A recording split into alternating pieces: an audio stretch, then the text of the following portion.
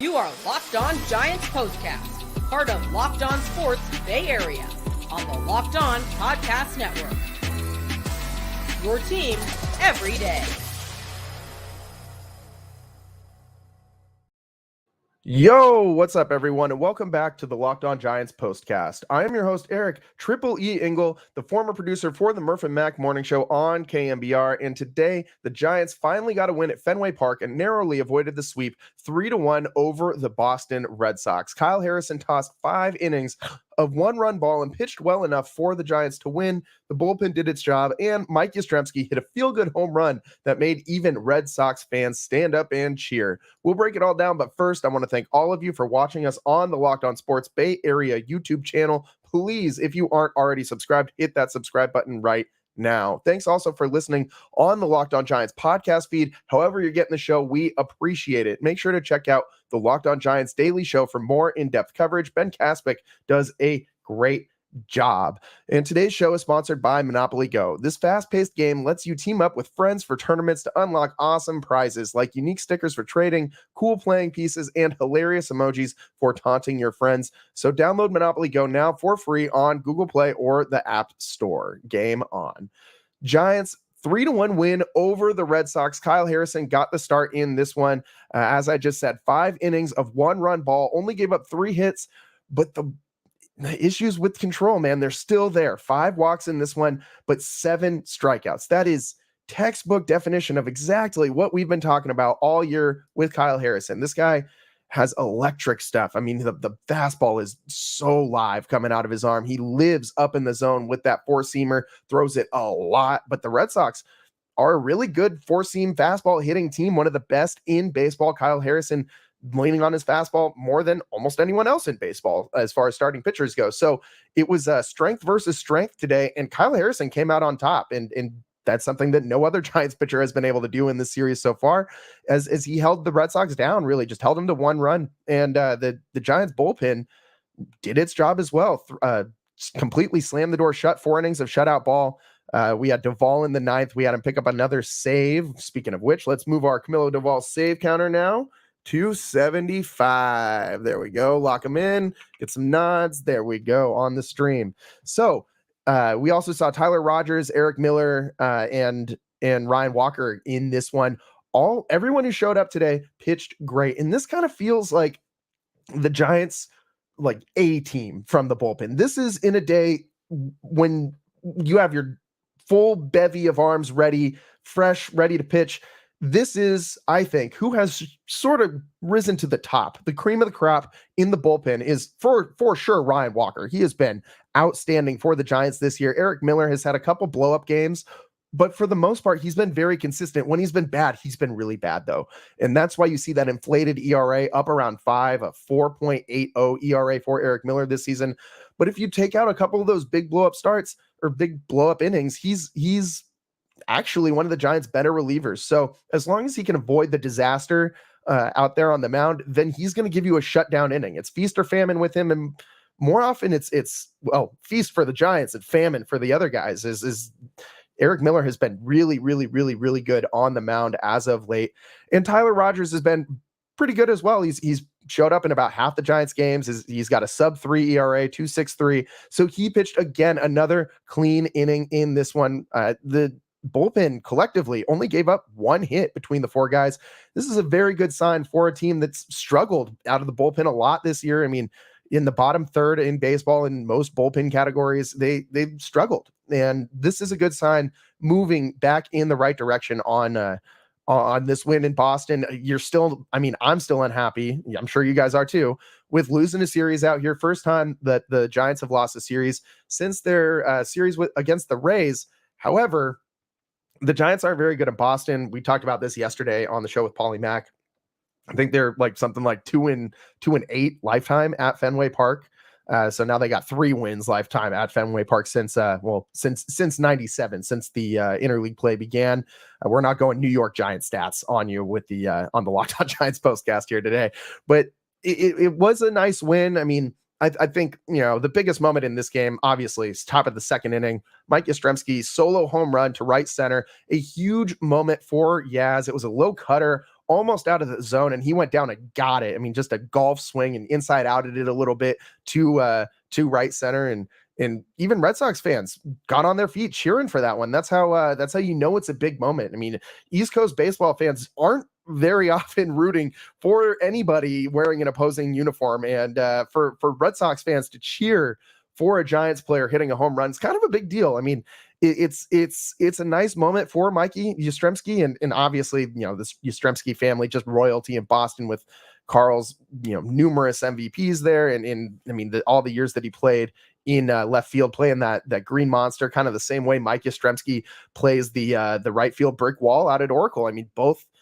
play very differently, but they're both iconic fixtures in their stadiums that make them play in a very unique way. And in the same way that Carl had that wall in left, the green monster, just like he had tamed that monster, Mike Yastrzemski has got those bricks in right field at Oracle Park figured out, man. And it was good to see him have that moment. I mean, we all saw the last time the Giants were here hit the instance with him and Carl Yastrzemski on the field together, which was a big deal because Carl doesn't really show his face too often in media circles anymore. And it was great to see the whole family affair out there at Fenway Park the last time Giants were out there. And Mike Yastrzemski has had some pretty good moments in Fenway Park now. I mean, in last night's game, he scored an RBI bunt for the Giants. He didn't score, but he drove in a run with an RBI bunt with that really headsy, as Paulie Mack said on yesterday's show, the best play of the game yesterday.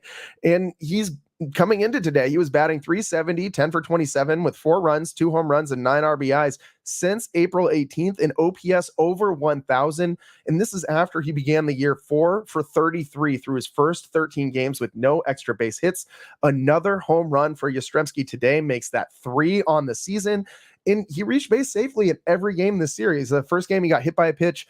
In last night he picked up a hit. Tonight he picked up a hit. Obviously the home run, and it's good to see Yastrzemski kind of coming around for the Giants. It's been something that they need is more outfield production at the plate. It feels like we can't get all of these outfielders going at the same time. Conforto not playing super great at the plate lately. Yastrzemski has been heating up though, but Jung-Hoo Lee just constantly hitting into bad luck. Like this guy's been tearing the cover off the ball, and another over day at the plate for him. So he's had a ton of hard hit balls in this series. I mean, the weather was just a little warmer. He's got 2 home runs and like a couple doubles in this series. Instead, he comes out of it with only 1 hit in these 3 games against the Red Sox.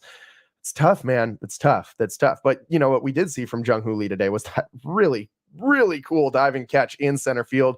Man, this guy is excellent with the glove in center. I think a Gold Glove candidate in center field. He's got one of the best arms, not just a plus arm, but one of the best arms in center in all of Major League Baseball. I mean, on the play that he made today, that it came right after he lost a ball in the sun and fell down right on his butt in center field, trying to fight and battle for it and get underneath it. And he just couldn't get the angle to see the ball and fell right on his butt. And that ball bounced like 5 feet away from him. And you saw that he was frustrated. You could visibly see, like, you don't see him look too frustrated or flustered out there on the field. He looked not happy. If you look at his face after that play, he looked very unhappy. Like he just couldn't wait for another ball to be hit his way because that wasn't going to happen again. He gets that tailing liner into center field, kind of hooking a little bit into left, and he broke on that. And I mean, he was selling out for that ball 100%. There was 0% chance he was going to play that safe, and he made a really nice diving catch. You saw the sunglasses fly off, the hat fly off. You saw him pound the ground, and just out of like F yeah, man, like God, yes, back in it. And so that was a great play. And also it was a huge play in this game. It was 1-1 at that time, and it saved a run. This was in the 4th inning after the Red Sox picked up a run in the 3rd after another Tyler O'Neill RBI. He doubled off the green monster. And how much of a home field advantage is that, man? Like we talk about Oracle Park being a home field advantage for the Giants pitching staff all the time. How about this green monster being a huge advantage for the Red Sox offense? I mean, Devers was on first, and off the bat, that ball looks like a lazy fly ball to left field. And like any base runner on any other team isn't going to immediately break on that ball. They're going to have to look and kind of like judge if that's going to hit the monster, where it's going to hit, if they have enough time. Devers didn't have to do any of that. That ball was off the bat, and Devers was going around the bases, and he was going to score, and he knew it off the bat. And he did score from first on that double, which would have been a lazy fly ball out at most other parks in baseball. And it's just the home field advantage of Fenway Park and the Green Monster and what it does for those Red Sox. But, as I said, Jung-Hoo Lee keeps it 1-1 with that diving stop in center. It was Duran who hit it, and he's been super, super hot at the plate. Reached base 7 times in the first 2 games of this series, and the Giants kept him off the base paths in this one, over 4 and a strikeout. So they did a better job of limiting Duran at the top of the order, which led to the Red Sox not really scoring as many runs in this one, which led to a Giants win. The Giants still can't score. However, only 3 runs. They can't. The mark is 5. We need the Giants to score 5 runs or more because they're undefeated when they do. When you're only able to muster 2-3 runs a game, you're putting a ton of pressure on your starting pitching staff. And thankfully, I felt like the difference in this, though, is that they got those runs earlier in the game. Like the fact that they scored first, the fact that they scored a run while Harrison was still on the mound, I think that gives the starting pitcher a little bit of breathing room. I mean, when you're pitching with a donut up there the entire time, it makes life hard as a pitcher. I mean, there's so much, every pitch is pressure packed. You put one runner on, you start sweating. I mean, even just the one run gives you just a little bit of breathing room so you aren't sweating every single guy who touches first base. And that made a big difference tonight. Made a big difference. Well, I shouldn't say tonight, today, this afternoon. And it was nice to get a win in Fenway. It's always fun watching a series out there. The Giants don't get to do it too often. I haven't been to Fenway, but I've actually seen one of the very few Giants Red Sox matchups over the years. My dad, when I was younger, made a point to bring me to interleague games because he always wanted me to see teams that I otherwise would have to travel a really long way to go see. So, I saw the Red Sox play the Giants a while ago. I think it was 2007-ish. I remember it was right after, this is funny, the Lakers had won the NBA Finals. So the whole yard is full of Giants fans, Warriors fans, very likely, and Red Sox fans, Celtics fans, very likely. And there's one single guy in a Kobe Bryant jersey standing out in the left field bleachers, just egging on the crowd, pumping them up, asking for more hate, asking for more boos.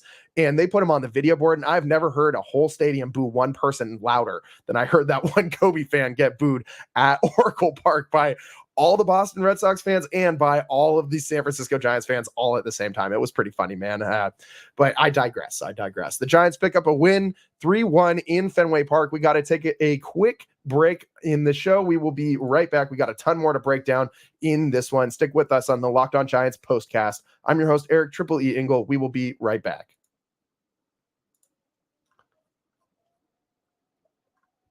It's winner take all time in the NBA and NHL, and FanDuel is giving you a shot to bring home a big win of your own.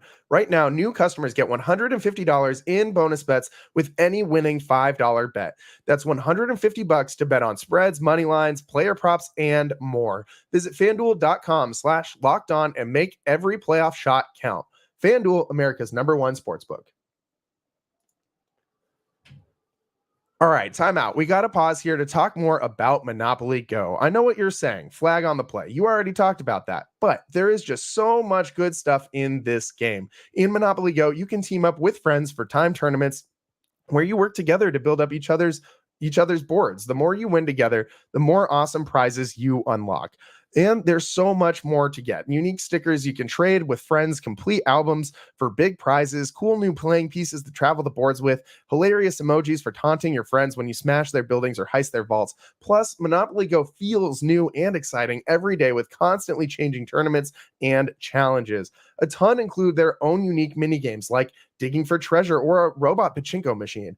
And there's always new timed events that help you win big, like massive multipliers for everything you win or rent frenzies. There's always something fun to discover in Monopoly Go. So get off the bench and go download it now for free on Google Play or the App Store. Game on.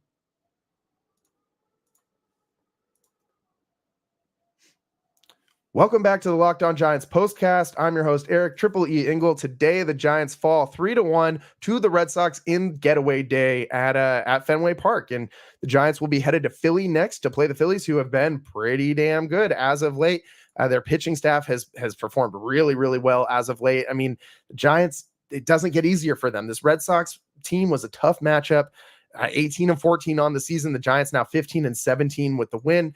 But the Phillies pose just as big of a threat as the Red Sox to the Giants. I mean, it's a good pitching staff against a bad offense right now. I mean, I think it's fair to say that the Giants offense is at this point right now bad. They are not good. I mean, I don't know how you could describe them as a good offense the way that they've been playing, but their first test comes against Aaron Nola tomorrow, and they're going to have to be on their A game if they're going to want to avoid losing three of their last four. I mean, the Giants with the win today, it avoids the sweep, but they still have not been, it doesn't inspire you with a lot of confidence going into Philly in a place where, that lineup's going to hit. I mean, they got Bryce Harper in the middle of it. You got all these big bats in Philly, and the Giants are going to need great pitching performances to contend. I mean, it just sucks knowing going into a series that you need your starter to go 5-6 plus innings and toss only give up like 1-2 runs maybe. Like, I mean, we need that in order to get a win against really anybody right now. There isn't a team in baseball that the Giants seem to be able to hit well against, and it's all going to be predicated on how the pitching staff goes. So it's nice that they got this win today. Mike Yastrzemski is getting going a little bit. Maybe that's something for the Giants. I mean, you're looking for something, anything from this team, because they have been so abysmal lately. I mean, it's been tough. I mean, they're over their last 6 games, the Giants offense is slashing just barely over 200, 202 batting average, 267, 319 finishes out the slash line. And they've scored only 13 runs. That's an average of 2.2 runs per game over that span. That should go up very slightly after today as they scored 3. So maybe it's like 2.4 runs per game, which still isn't enough to get a win. And they've gone 2-4 as a team in that stretch. So it's tough sledding out there for them. They're looking for anything they can get. Pat Bailey's been one of the only consistent Giants at the dish, but as we said in the top of the show, Mike Yastrzemski, maybe you move him up in the order. I mean, we were just saying not that long ago that we were hoping for like someone from the minor, Ramos or really anybody else from the minor leagues to come up and play outfield. Any minor leaguer that can play right field. We were kind of calling for that earlier in this season with how bad Yaz was struggling, and now, maybe consider moving him up a little bit. It's I don't know, man. I don't really know what to do with this Giants offense anymore. All I know is that it can't really be much worse than it currently is. So what do you have to lose? Shake it up a little bit, move some pieces around. Like, I don't know, man. I don't know. I mean, they haven't scored more than 3 runs in any of their prior 6-7 games now. And they've struck out a bunch of times in their prior 6 games. Coming into tonight, they struck out 54 times in those 6 games. And they haven't had fewer than 7 strikeouts in that span. Today, the Giants only have 2 strikeouts. So that did bode well for them at the plate. They picked up 6 hits, which isn't much different than what they've been doing in this series. That's kind of right on pace. But they came up with big hits. They came up with extra base hits with runners in scoring position. They did what they needed to do to get a win in this one in Fenway to avoid the sweep. And it also, another interesting thing, the Giants' day games seem to be a thing for them. I mean, they're 8-5 this season in day games, now 9-5 compared to just 6-12 after the sun goes down. I mean, it's kind of a weird thing. I mean, Jorge Soler is on the team. Maybe like solar power is powering this offense in the daytime. I'll stop with the bad dad jokes now. They've had 25 doubles, 16 home runs in their 13 day games, while averaging 4.8 runs a game. In the 18 night games, they only have 12 home runs, and they're averaging 3.1 runs per game at night. And part of that is, the start time at Oracle Park, especially this time of year, is rough. Those shadows, I mean, you hear it in every broadcast, Kirk and Kipe talking about the shadows and the pitchers being backlit and losing the ball from the bright sunny backdrop of the outfield into the shadows when it crosses through. And those are all very real things. Like, we can sit back as fans and say, yeah, but they should be able to do it or whatever. But no, dude, like, that's a very real thing. And like, it is damn near impossible to hit pitching when the conditions are like that. I mean, you can't pick the ball up until way late and you're trying to make micro adjustments in, milliseconds to try and make contact. And I don't know how you actually make solid contact in a situation like that unless you're just guessing and you happen to guess right. And the Giants haven't guessed right a lot on in recent days. So the Giants, they're going to need to figure out how to score some runs in Philly. 3 runs today gets it done, but I'm telling you what, you score 3 runs a game during this Phillies series, I don't know if you're going to win a game. If you do, you're going to be lucky to win one. It's you can't continue to go through the season just struggling at the plate like this. They need to do something, whether that's shaking up the batting order, calling up some minor leaguers, eventually making a trade. There needs to be change. I still would like to see more Tyler Fitzgerald, work him in somehow. Nick Ahmed hasn't been playing bad, and neither is Yaz. And so shortstop and right field are kind of the 2 spots that you have pegged for Tyler Fitzgerald. You're not going to move Jung-Hoo Lee off. He's the everyday leadoff guy, or at least should be, unless Austin Slater's in the lineup, which he shouldn't be. I don't ever want to see Austin Slater again right now. Like, he needs to figure his swing out before they keep slotting him in at leadoff. I would much rather see Tyler Fitzgerald out there, honestly, at this point. It's become discouraging watching Slater play. Great mustache, excellent mustache, like 11 out of 10 mustache, but he is just putrid at the plate right now. There's no 2 ways about it. Maybe he turns it around. He's been pretty solid as a platoon guy for the Giants throughout all of his career. It's hopefully they can turn it around, but the offense continues to be a major problem for the Giants going forward, and they need to figure it out in Philly. And then you head to Coors Field, which, if you can't hit in Coors Field, I don't know where in baseball you can hit. Maybe that's what gets the Giants right. A trip to Coors Field where they can just see the ball fly. Who knows? Stick with us on the Locked On Giants postcast. We got to take a quick break, but on the other side, I want to tell you guys who gave Kyle Harrison a little bit of a pep talk. A Giants legend kind of got Harrison's head right before this one, and it resulted in a one run outing. So we'll break that down on the other side. Stick with us for more on the Locked On Giants postcast. I'm your host, Eric Triple E Engel. We will be right back. Today's episode is brought to you by PrizePicks. PrizePicks is America's #1 fantasy sports app with over 3 million members. PrizePicks is the easiest and most exciting way to play daily fantasy sports. It's just you against the numbers. You pick more than or less than on 2 to 6 player stat projections and watch the winnings roll in. Spring training is over and baseball season is officially underway. Don't miss your chance to add your favorite players from the diamond in your PrizePicks entries. Whether it's strikeouts, RBIs, or first inning runs, take your pick of more or less and add them to your PrizePicks entry today. PrizePicks has something for every sports fan, from baseball and basketball to League of Legends and everything in between. You can pick LeBron James, Shohei Ohtani, Connor McDavid, and Jude Bellingham all in the same entry. Well, not anymore, because Nikola Jokic took care of LeBron James and the Lakers in the playoffs. I love saying that every time. I'm just going to keep reading the script as is so I can keep poking fun at the Lakers. And shout out the Denver Nuggets. Shout out the Denver Nuggets for ending that season. Anyways, download the PrizePicks app today and use code LOCKEDONMLB for a first deposit match up to $100. Again, download the PrizePicks app today and use code LOCKEDONMLB for a first deposit match up to $100. It's PrizePicks. Pick more, pick less. It's that easy.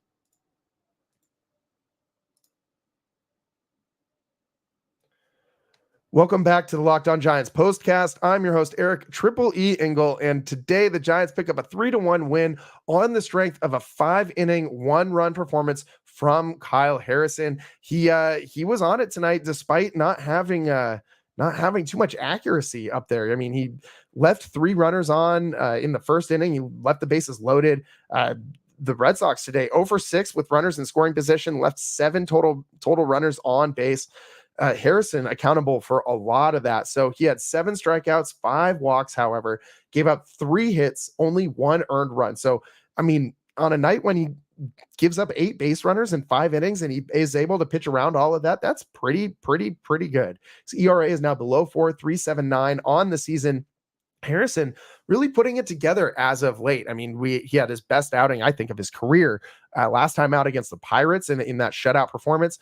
But interesting little note, former Giants catcher and current part current owner, or at least partial owner, Buster Posey, swung by the Giants clubhouse last week. Always love some Buster talk on the Locked On Giants postcast. And he talked with Kyle Harrison briefly, and Harrison kind of told him that he's been struggling trying to search to find a feel for all three of his pitches at the same time. This is according to the San Francisco Chronicle. Harrison told Posey that he felt so close to being where he wants to be, yet so far away from finding his footing. And Posey said, quote, you're going to feel like that your whole career. It's that everlasting search is what Posey told him. And Harrison, took the advice and worked hard between starts, and he's managed to find that slider and be able to throw it more effectively, as you saw against the Pittsburgh Pirates. And you saw more of that today from Kyle Harrison. And he's been picking up strikeouts at a pretty high rate. That's not surprising. And one thing that I did find of interest is first time through the order. It's a big difference, Kyle Harrison, first time through the order and second time through the order, or third or fourth, or I don't think he's ever faced a lineup 4 times, but in his career, 36 strikeouts on 117 batters faced on first time through the order. So that's a pretty solid strikeout rate. That's just under a third of batters that maybe like a quarter of batters that he's facing, he's striking out first time through the order. Other times through the order, however, he has just 30 strikeouts out of 151 batters faced. So that's a lot lower of a rate, as 151 is a lot more than 117. I bet you guys can do that math too, but it's not super surprising. A lot of that is common sense. A young pitcher, first time through the order, guys haven't faced him a lot. The next time you see a guy, it's easier for you to get a hit off of him. It's pretty simple in that regard, but it also, I think, speaks to a little bit of what Harrison needs to work on going forward. The Giants need him to be able to pitch deeper in games. In order to do that, he needs to throw less pitches. He came out in the 5th inning and was already up close to 90 pitches when he came out to pitch that inning. It's if the Giants want him to go longer, he's going to need to throw strikes. 95 pitches, 57 strikes, and saw him given some walk. As I said, 5 walks in this one. He didn't have any in his last outing. And it's a big difference. He's allowed just 5 walks in all of his starts prior to today. And then he issues 5 in this one game. So Harrison clearly didn't have it today as far as accuracy goes. But again, we're saying this a lot. As far as the Giants pitching staff goes, if this is what a quote bad outing looks like if you throw 95 pitches over 5 innings and walk 5 guys, and I just tell you that's what happened, I leave out the 1 earned run, you probably look at that start and you say, yeesh, that's not very good. However, Harrison's able to pitch around this, limit the damage, and get it done. And the former 3rd round pick is the number 1 ranked player in the Giants system for a reason. And it was his 7th start of the season, and it was a big one for him. He's been really rolling the last couple games. He doesn't pick up the win as the Giants weren't able to pull ahead while he was still on the hill. And that actually goes to Walker, but it's encouraging that Harrison's been getting better at working around these potential blow up innings. He's putting a lot of runners on, but he's getting it done. And again, as we said earlier in the show, it was strength on strength today. He's a guy who loves to throw that 4-seam fastball, and the Red Sox are a team that loves to hit that 4-seam fastball. Today, Harrison came out on top and earned the Giants a win. He didn't earn a win himself, but got the Giants a 3-1 win. Man, I'm stumbling over all my words today. The Giants bullpen also deserves a lot of recognition in this one, although we don't have too much time to get into that. However, 4 innings of shutout ball for the bullpen, only gave up 1 hit in this one. And every guy who came out of the pen had a strikeout, had a clean inning and a strikeout. So 4 strikeouts from the bullpen.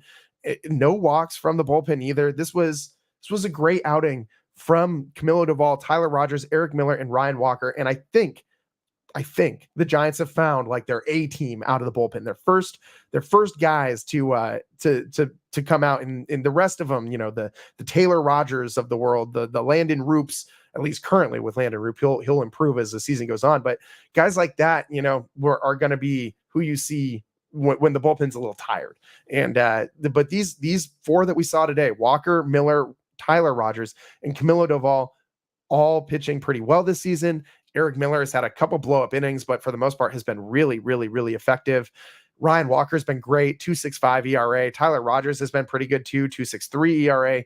And we've seen both of those guys a lot. Tyler Rogers has played in about half the Giants games, and Ryan Walker actually picks up his third win of the year. That's how often we've seen him. He has a 3-2 record on the year now for the reliever. So it's a guy who's getting a lot of usage, as evident by his record, having a record with that many decisions, wins or losses as a reliever this early in the season is kind of interesting. Just something to note. Anyways, that's about all the time that we got for you guys today in this one. The Giants can't get it done in the series against the Red Sox, falling 2-1, but do pick up the getaway day win and avoid the sweep. 3-1 victory over the Red Sox today. The Giants hit enough to win, I guess. And Mike Yastrzemski had a nice feel-good home run. Kyle Harrison had himself a day on the hill. We'll come to you live tomorrow after Giants Phillies. Make sure you tune in for that. And thanks for sticking around for this one. Appreciate you guys tuning in to the Locked On Giants postcast. Without you, there is no show. So appreciate you guys. Stick with us next time on the Locked On Giants postcast. I'm your host, Eric Triple E Engel, and we'll see you then. Peace.